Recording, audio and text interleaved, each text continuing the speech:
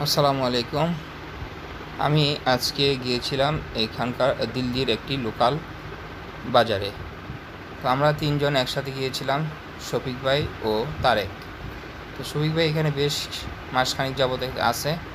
আমরা সবাই এখানে আসছিলাম ওয়ার্ক পারমিট ভিসা নেওয়ার জন্য, দিল্লি থেকে নেব সেই উদ্দেশ্যে। যাই হোক, ঘরেতে বসে থাকতে থাকতে আর ভালো লাগতেছিল না।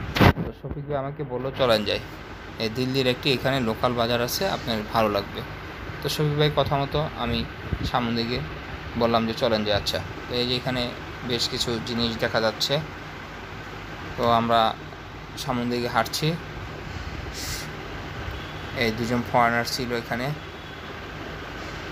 রাস্তার দুই ধারেই ছিল ফুটপাত। তো যখন বেশ সামনের দিকে এগোচ্ছিলাম, তখন দেখে আমার কাছে মনে হচ্ছিল যে এটা ঢাকাতেই আমরা আছি, মানে ঢাকার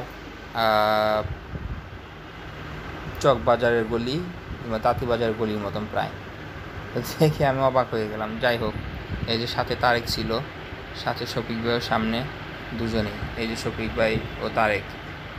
আমরা সামনের দিকে যাচ্ছি, রাস্তার দুই পাশে অটো, বিভিন্ন রকম জিনিসপত্র বিক্রি করতেছে মানুষ, বেশ ভালোই লাগতেছিল।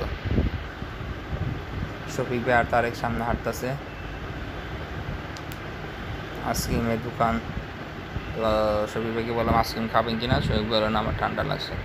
তো আমি বললাম চাই, ঠিক আছে চলেন যাই। এই রাস্তার পাশেই ছিল আপনার কিছু খাবারের দোকান, এই যে আনারস বিক্রি করতেছে, জুস বিক্রি করতেছে, ডালিমের জুস, আনারসের জুস, বেশ অথেন্টিক টাইপের ছিল, আমি খেয়ে দেখেছিলাম।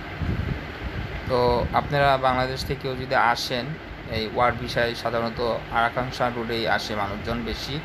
তো এই দিল্লি বাজারটা অবশ্যই দেখতে আসবেন, এই নিউ দিল্লি বাজারটা লোকাল বাজার। আমি কিছু সংখ্যক জিনিস তুলে দিলাম আপনাদেরকে। তো যাই হোক, আমরা আবার সামনের দিকে হাঁটতেছি, দুধারের বিভিন্ন রকম জিনিস দেখতেছি। এই যে এখানে অটো আছে, অটোকে ওরা টোটো বলে সাধারণত। আমাদের অটোগুলোর চেয়ে একটু ভিন্ন রকম, কিন্তু দেখতে প্রায় সেম সেম। তো এই যে এখানে হুন্ডা দেখলাম, হুন্ডা দেখে আমি এক ভাইকে জিজ্ঞেস করলাম যে আচ্ছা এখানে হুন্ডার দাম কত? তো বললো যে এত, 200 সিসি, অনেক সস্তা, অনেক সস্তা এখানে হুন্ডা পাওয়া যায়। অথচ আমাদের বাংলাদেশে কত দামে হুন্ডা বিক্রি হয়। যেখানে ভুট্টা বিক্রি করতেছিল।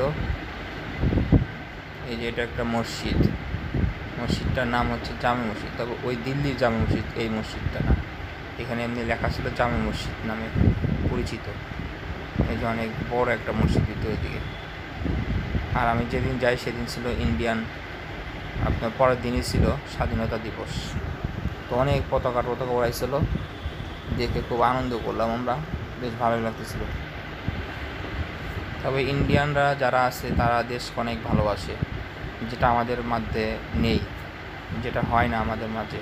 আমরা ওই রকম দেশপ্রেমিক না, আমরা শুধু নামের মধ্যে দেশকে ভালোবাসি। কিন্তু ইন্ডিয়ানরা দেশকে অনেক ভালোবাসে। ছোট্ট একটা শিশু, সেও খুব এই দেশের জন্য পাগল।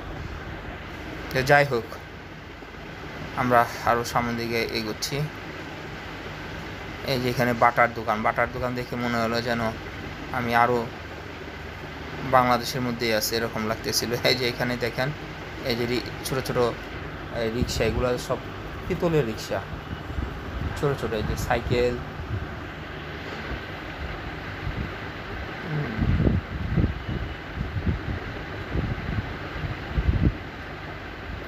এই গলিটা দেখেন, সামনের গলি, ওই যে একটা মসজিদ। এই যে এখানে ভালো করে দেখাই, দেখেন এই যে দেখেন কত সুন্দর সুন্দর পিতলের রিক্সা। তারেক আবার হাতে হাতে দেখতেছিল, হাতে হাতে দেখতেছে তারেক। এই যে দেখেন কত সুন্দর রিক্সা। কখন আসলে পরে হাতে বাম পাশে আছে, বাজার আসলে পরে দেখতে পাবেন এগুলা। আবার আমরা হাঁটা ধরলাম। যাই হোক, যদি কখনো এই দিল্লিতে আসেন আরাকান রোডে কেউ বাঙালি ভাইরা, এখানে আসলে পরে অবশ্যই আপনারা এই বাজারটিতে আসবেন। আমি সম্পূর্ণ বাজারটা তুলে ধরতে পারলাম না, সময় স্বল্পতা ছিল। আর ওই ভিতরের দিকে হাতের ডান পাশের দিকে বেশ ভালো কাঁচা বাজার আছে, এই বাজারের ভিতরেই বেশ ভালো ভালো জিনিস পাওয়া যায়। তো আমরা সামনের দিকে আবার এগোচ্ছি। যদি আপনাদের ভালো লেগে থাকে আমার এই ভিডিওটি, কাইন্ডলি লাইক ও কমেন্ট ও সাবস্ক্রাইব করে দিবেন। আসসালামু আলাইকুম।